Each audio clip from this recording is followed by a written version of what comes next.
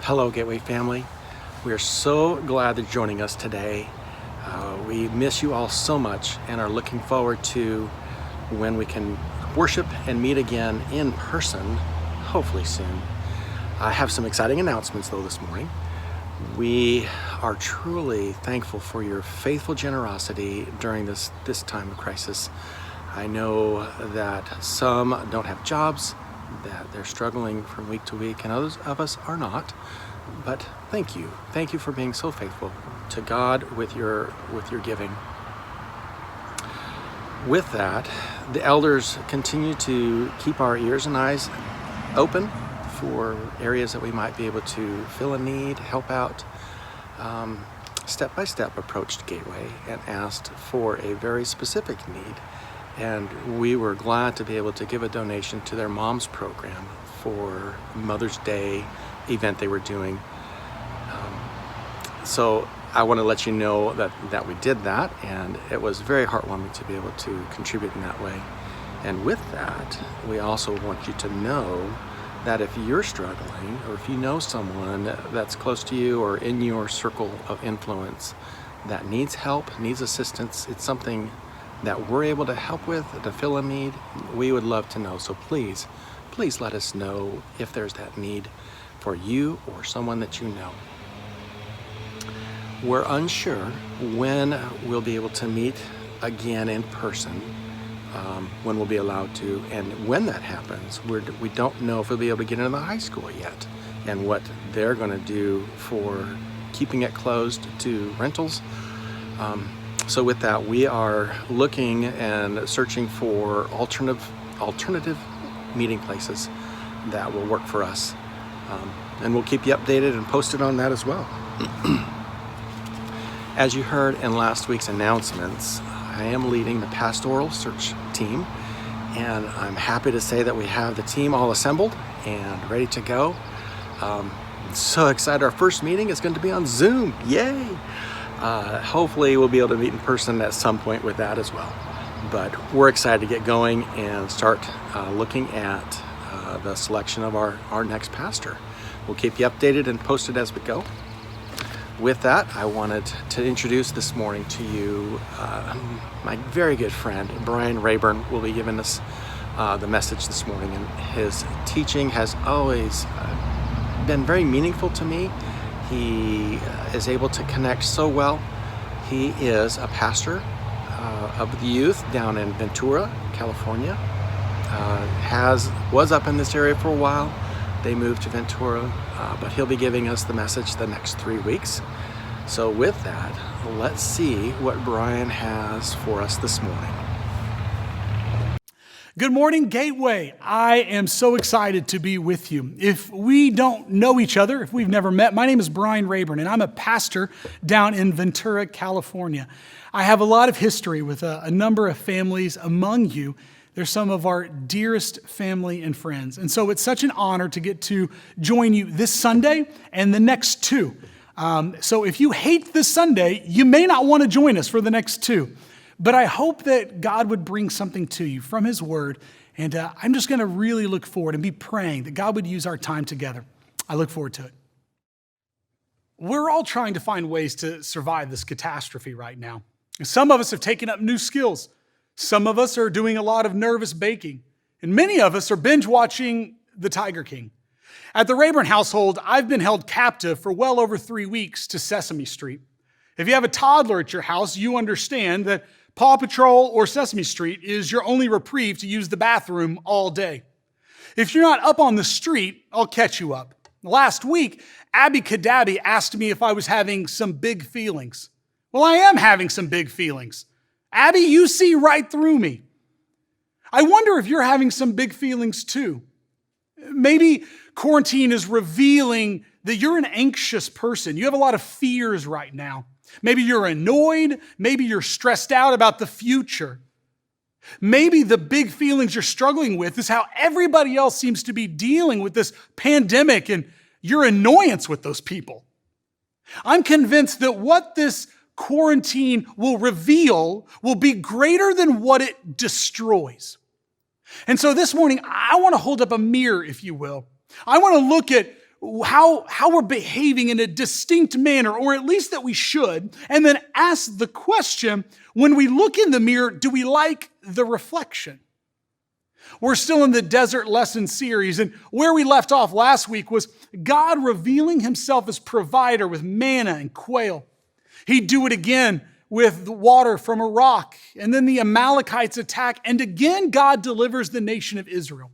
And where we're going to pick up now is in Exodus chapter 20. Exodus chapter 20. So if you have a Bible at your home, go and grab it and get to Exodus chapter 20. Remember that this text, although familiar, cannot be removed from its context. We call it often the 10 Commandments. In Hebrew, it's literally the 10 words. But the nation of Israel, now liberated and redeemed and rescued from Egypt, is now in the desert. And God's going to confront Moses. And for the first time, the nation of Israel is going to begin to understand what their relationship is going to look like with this redeeming, liberating God. They've been nervous, not understanding what he would ask of them once they got out. But they're going to enter into a covenant or contract.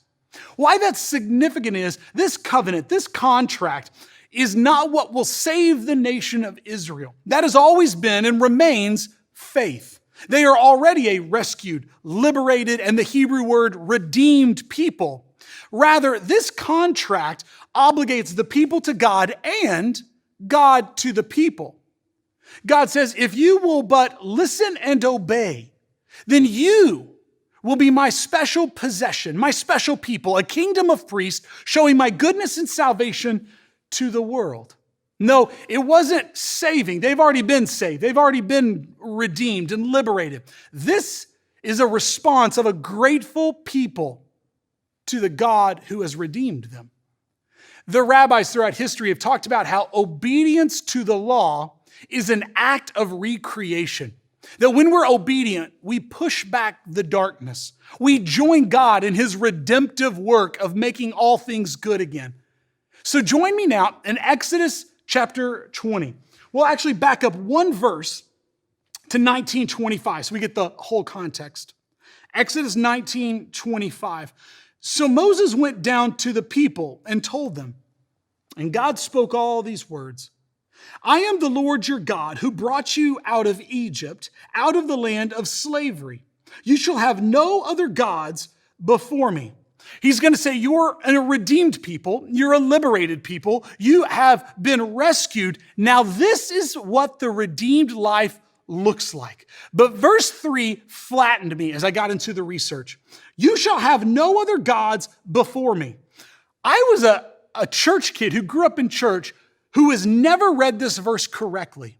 In fact, the adverb before is not one of priority, but of location. It's not saying you shall have no other gods or put no other gods in front of me in priority. Rather, I am the God, unlike Egypt's gods that live in temples or require statues or idols. I am the God that is above creation, removed from time, everything in my purview. Worship nothing else that I can see, that is in my sight, and all of creation is in my sight. Have no other gods before me, and I can see all things. I am the God who's rescued you. I'm the God who's redeemed you. And he's going to tell us in a moment, he's a jealous God. He will share our affections with no one. Verse 4. You shall not make for yourself an image in the form of anything in heaven above, or on earth beneath, or in the waters below. You shall not bow down to them or worship them. For I, the Lord your God, am a jealous God, punishing the children for the sin of the parents to the third and fourth generation of those who hate me, but showing love to 1,000 generations of those who love me and keep my commandments. Moses says, you have been in Egypt for hundreds of years. Every day you walked by temples and idols. God, again, making himself distinct from the idols and the gods of Egypt, says, nothing can represent me. Those are primitive images. I am above the created order. I'm above material things. No, nothing should represent me for you. Look at verse 5. I am a jealous God. That word means red or impassioned. It's a term typically used of a spouse whose partner has been unfaithful.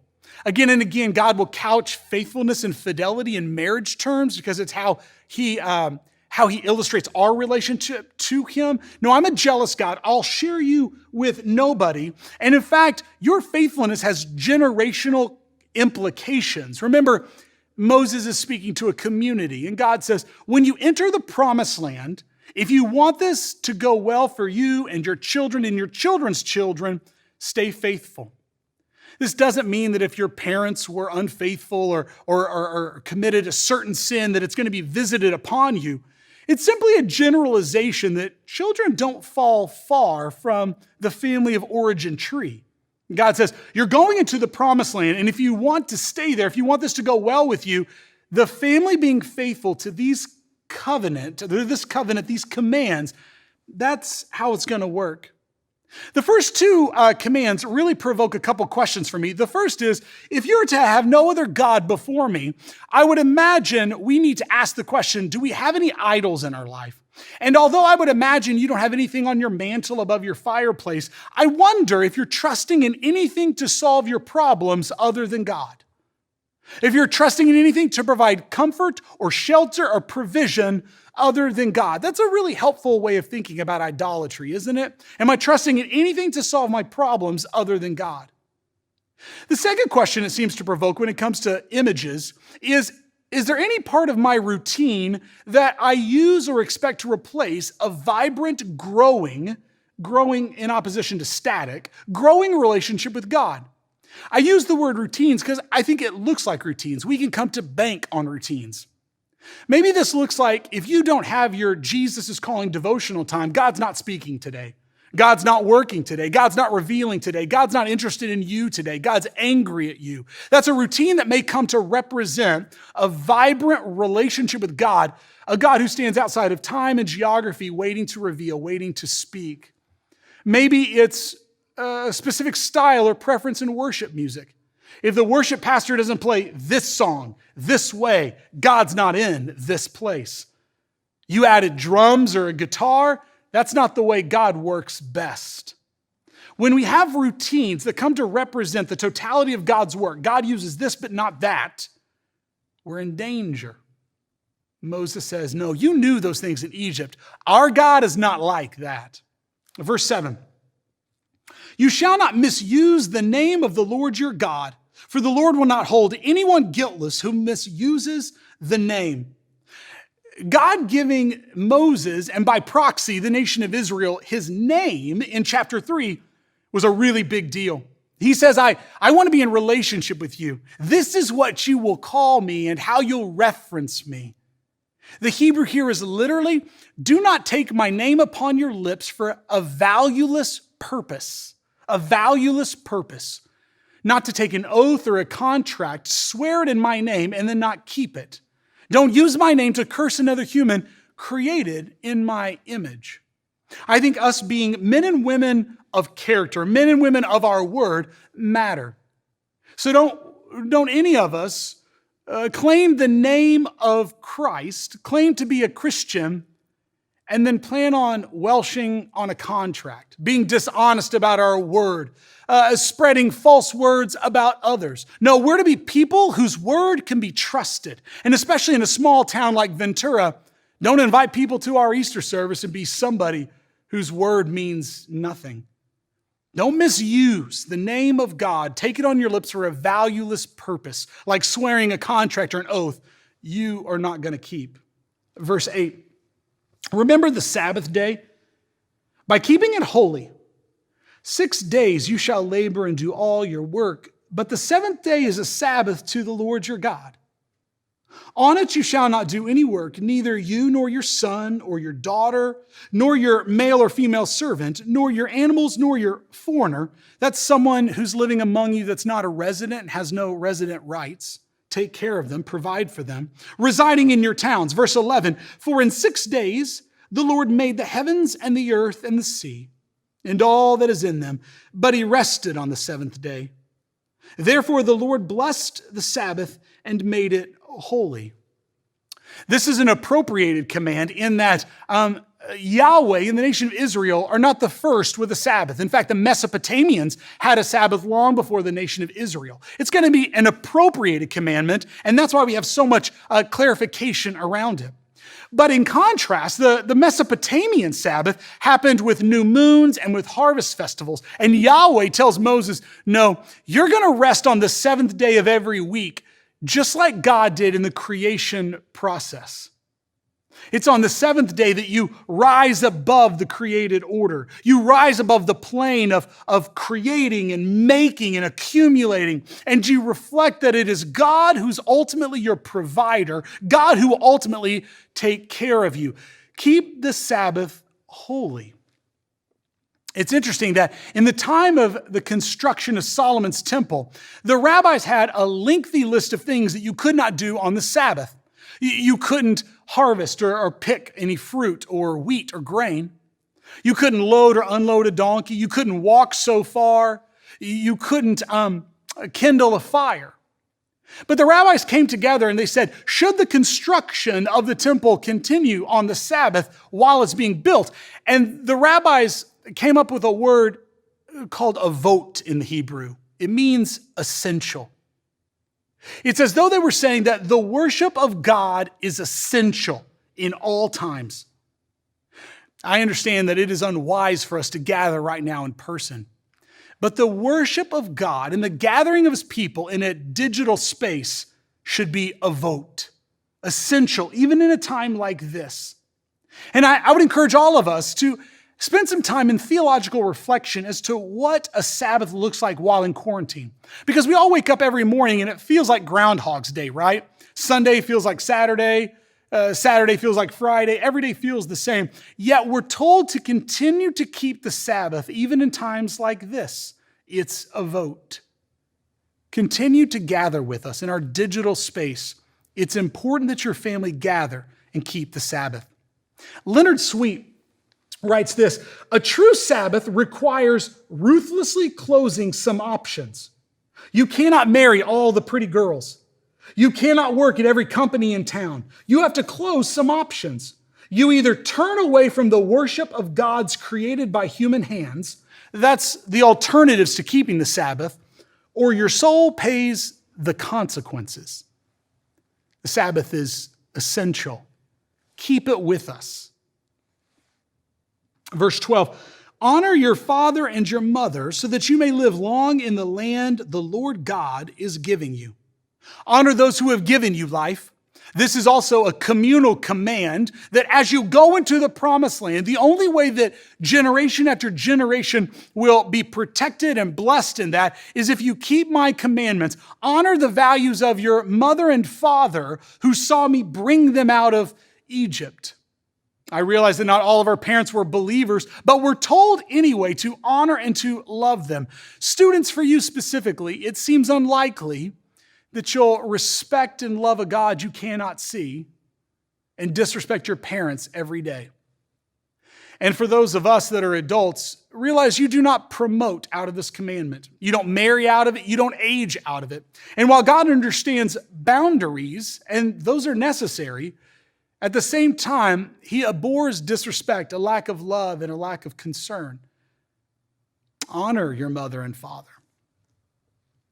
Verse 13, you shall not murder, you shall not commit adultery, you shall not steal, you shall not give false testimony against your neighbor. These don't have the qualifications of the other. They're much shorter because they're not necessarily appropriations from other religions. These are largely agreed upon laws, moral rulings of society or developed society. You can't go around killing people. You shouldn't break up marriages. You can't steal. We as a developed and organized society agree upon these things and they need little clarification. But I would make two notes of interest. It's interesting that adultery is sandwiched between murder and theft. Both the New Testament and Old Testament place a special significance on infidelity within the marriage relationship because, again, it's the relationship God uses to illustrate his relationship to us, his redeemed people. Be faithful, he says. I get impassioned. I'm a jealous God when you're not. And then he says, you shall not give false testimony against your neighbor. This is a judicial or legal ruling. Remember, in a pre-science world, a person could be put to death by the testimony of 2 or 3 people. Although we understand that that's not the world we live in now, the implication seems to be wary of damaging the reputation of people around you with false information. I absolutely think gossip is in sight here, both on social media and also just word of mouth, face to face. Don't spread gossip. Don't do it. Don't speak ill of the people around you. It damages relationships and reputations, and it's not the way distinctive people of God should be living. Verse 17, you shall not covet your neighbor's house. You shall not covet your neighbor's wife or his male or female servant, his ox or his donkey, or anything that belongs to your neighbor. Covet meaning to yearn or to desire. The idea is that to continue to yearn and desire would fan into flame until some kind of action takes place. There is a false economic theory called the lump sum theory, and it's the idea that if you get more, I necessarily have less. It's not true. I want to be somebody who's genuinely excited when the people around me do better. When they get the promotion, but I didn't. When they get a raise, and although I want one, they did and I didn't. They got a new house, they got a new car. I want to cheer them on in an honest way. Don't covet, don't yearn, don't desire for what they have, because just because they got something more doesn't mean God's been less good to you. This seems to run contra to gratitude, doesn't it? God's not been any less faithful to you because someone else got more. No, cheer them on. Genuinely celebrate people. It's how the people of God are to act. There's this beautiful symmetry here where the first 4 commandments are about how we love God. The last 6 are how we love other people. But I want to end our time right now with just 3 pieces of good news from the 10 commandments, are the 10 words. If you have a pen or paper, find it real quick. I want you to write them down so you can visit them again this week. Here's the first. God has obligated himself to us. That's how contracts work. God has obligated himself to us. That's how contracts work. Listen to Deuteronomy 5:29. God's speaking, and he says, oh, that their hearts would be inclined, that things would go well for them. The word well in Hebrew is also the same translated word as beautiful. God's desires that our hearts would be inclined to be obedient, that our life would be beautiful. Maybe this morning you need to hear again, God is for you. He's obligated himself to you. He chose to do that. You've not painted yourself into some kind of corner where God is actively working against you. He's always wooing you back. He's always trying to bring you near. God is for you, and he's obligated himself to you. The longing of his heart is that your heart would be inclined to be obedient, because it's how we get to beautiful things. Number 2, these commands were offered that we would be a distinct people in our neighborhoods. These commands are offered that we would be a distinct people in our neighborhoods. We often like to think of this as a report card. Are we doing better than the people around us? But what if the 10 commandments weren't a report card, but a job description? This is the type of people we are to be. This is how we love God and how we love our neighbors. Don't forget that the best introduction to the gospel is always kindness. We're to be a distinct people, living this way, being obedient to these things. We're to be a distinct people, and that's why they're offered. And third and finally, the compassion and grace of God means that when we fail, we get to try again. The compassion and mercy of God mean when we fail, we get to try again. In just a few chapters, Exodus chapter 34, God says this, the Lord, compassionate and gracious, slow to anger, abounding in love and faithfulness, forgiving wickedness, rebellion, and sin. We get to try again. There are a couple phrases that Megan and I are trying to repeat to Pax again and again and again as family mantras. And one is when we wake him up in the morning, we'll say, why did the sun rise today? And then we'll fill in the gap with, to get another try. Why did the sun come up today? To give us another try. You get another try. God is not a gym teacher with a clipboard counting off reps and laps. He's an art teacher handing you an eraser saying, let's try again and make something more beautiful this time. I pray that this week you would lean into obedience, because when you're obedient, we recreate with God. We push back the darkness. Well, let me pray for you. God, my prayer is that this week we would find ourselves being distinct among our neighbors, the people we interact with. God, I pray that we would love you with a fidelity, with a passion, with a longing to know that you alone can make our lives beautiful. And that our children and those living in our house and those living with us will be more likely to follow you as they see a passionate relationship with us. So help us to facilitate and have those conversations, God. Help us to open up that dialogue. And Father God, I pray for those that we interact with, kindness would be the doormat to a gospel conversation, that we would live in such ways that we cheer everybody on. We want everybody else to succeed, God, because you've taken care of us. God, constrain us that we would be obedient and find life and beauty there. We pray in the name of your Son, Jesus. Amen.